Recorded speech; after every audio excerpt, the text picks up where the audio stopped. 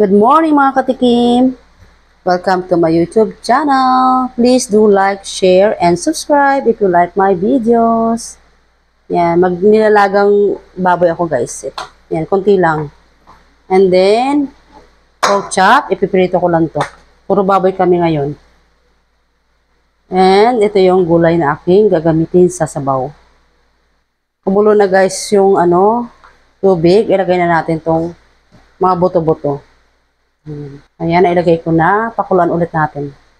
Habang nakasalang guys yung baboy, ayan, habang pinapakulo natin, itimpla na natin itong pork chop. Lagyan natin ng asin.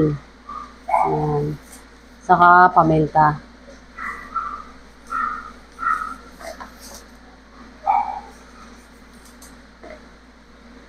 Haluin muna natin. Lagyan natin ng konting likom soy sauce. Mga konti lang guys. Pineapple juice. Cornstarch. Fresh milk. Yan, mix lang natin. Ayan, marinate lang natin to guys and set aside. Ayan, balikan natin tong baboy guys. Ayan, kumulo na siya. Hugasan ko ulit to guys. Optional lang guys to hindi naman kailangan gayahin nyo ako. Ayan, basta sa akin, ganito yung ginagawa ko. Ayan. Ayan, nagugasan ko na guys.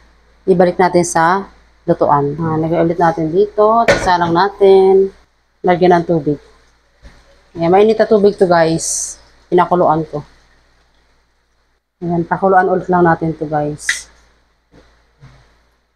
Ayan, dito naman guys, ay gagawa ko ng breadings. Para sa pork chop. Yan, 1/4 cup na cornstarch. Yan, 1/4 cup. Gawin ko ng 3 kasi baka hindi kasya. Yan. And then, haluan natin ng crispy fry. Pampasarap to guys. Yan, lagyan natin to lahat. Lagyan natin itong guys, roast pork seasoning. At saka itong Trader's Joe's seasoning. Ayan. Seasoning salute ang pangalan niya guys. Ayan, haluin natin. Tapos i-coat natin guys itong pork chop dito sa ating breadings. Ayan, lagyan natin sa isa.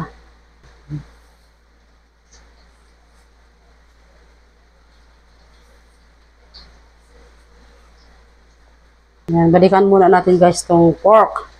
Ayan, kumulo na siya. Lagyan natin na sibuyas. Isang buong sibuyas. At saka asin. Ayan. Isang kutsarang asin. Ayan, pakulan ulit natin.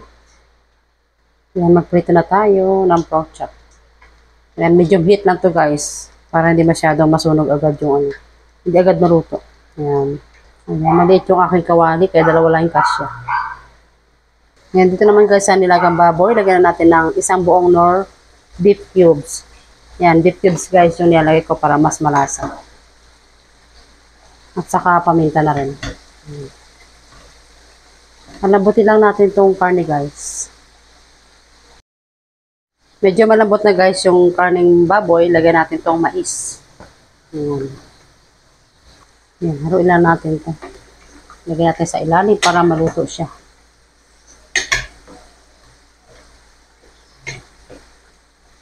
Stuck on.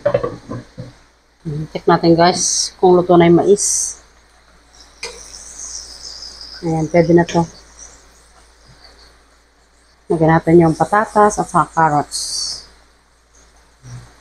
Ayan, haluin lang natin. Ayan, luto na rin guys yung yung pork, malambot na rin siya. Yung corn, medyo siya. Medyo hilaw pa, pero pwede na yan. Maluluto na din yan. Yan guys, luto na yung pork chop.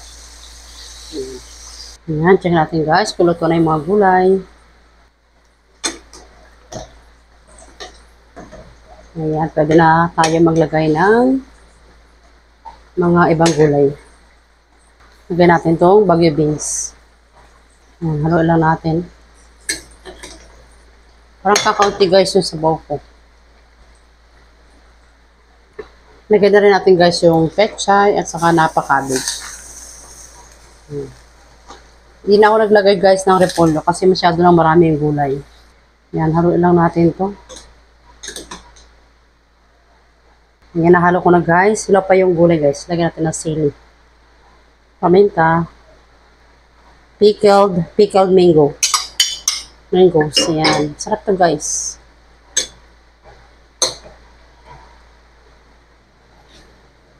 Ayan guys, pwede na kami kumain. Yan, tinikman ko na rin siya. Sakto lang yung lasa niya. Sarap. Yan, ito na guys ang aming tanghalian. Nilagang baboy at saka pork chop. Kain tayo guys, mga katikim. God bless at ingat po kayo palagi. Bye-bye.